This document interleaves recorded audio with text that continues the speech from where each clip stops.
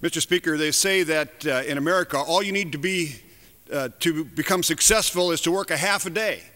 And you can choose whether it's the first 12 hours or the second 12 hours.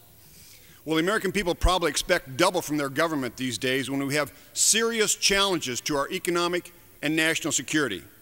So what is Congress doing? Are we doing what it takes to be successful to solve these problems? No, we're not starting business today until noon. Congress is sleeping in.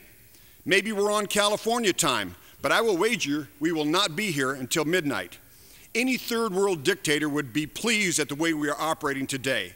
Our economy is in a precarious situation. We learned this morning that oil is at $120, could go to $200 per barrel. Gas is at $4, easily could go to $5. We're still denying our intelligence community the tools important to keep this country safe, and Congress is sleeping in. Many of us came to Washington sacrificing a good, normal lifestyle in our respective state districts to serve this nation and work hard to help make America stronger. But we're not being given a chance to do our job. Kansans have been asking me for months, what is the government going to do about the rising cost of gas? In April of 2006, Democrat House leadership assured Americans they have a common sense plan to help bring down skyrocketing gas prices.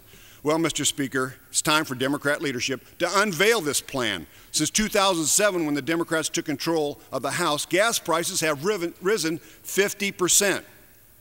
We have $4 a gallon going to $5. Today, we hear that the House Democrat leadership has intentions to bring a $250 billion supplemental on the American people without proper input from Congress. I guess we don't have time. Congress is sleeping in till noon. As a body, Republicans and Democrats are very proud of our responsibility to oversee the power of the purse. But the Democrat leadership has completely undermined that power. Well, what is this defense supplemental appropriations bill about? We don't know, nor does the chairman of the respective appropriations subcommittees. Why? Because the Speaker doesn't think it's important for members of Congress to weigh in and oversee the appropriations process. Well, what is it we don't know? If the package, we don't know if it'll give our men and women in uniform the resources they need to protect themselves.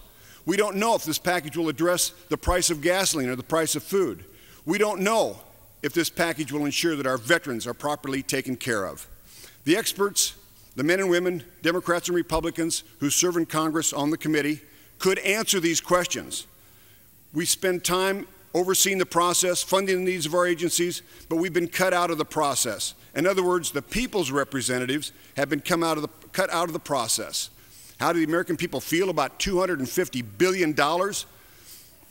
This monstrosity that has no input from their representatives? Unless you're from San Francisco, who will be represented in this bill? Mr. Speaker, the chairman of the House Appropriations Committee, David Obey, and I are friends. Last year, as a part of overseeing the national park system, we went to Death Valley National Park in California. As fate would have it, on that very hot day, we took a drive into Death Valley, and the service truck that we were in, that the National Park System gave us, had not one, not two, but 3 flat tires. With the capable assistance of Rob Neighbors, the committee staff director, Chairman Obey and I changed all the flat tires and got ourselves back on the road. By working together, we got it back on the road. In many respects, the development of the emergency supplemental reminds me of that day in Death Valley. The environment in the House floor is hot and getting hotter every minute. The Democrat leadership is having a very difficult time getting this legislation on the road. I believe Chairman Obey would have better success if he enlisted the assistance of his fellow appropriators. Democrats and Republicans, let us work together on this legislative vehicle, together through the normal process as we did on that hot day in Death Valley last year. This has been the most disappointing Congress in recent memory. The Democrat leadership shirks their duty to tackle the real issues facing American families. They've left Congress out of the workload. It's no wonder that we have the lowest approval ratings in history. A banana republic could not do it better. Madam Speaker, Mr. Speaker, don't slip on the banana peeling. I yield back on the balance of my time.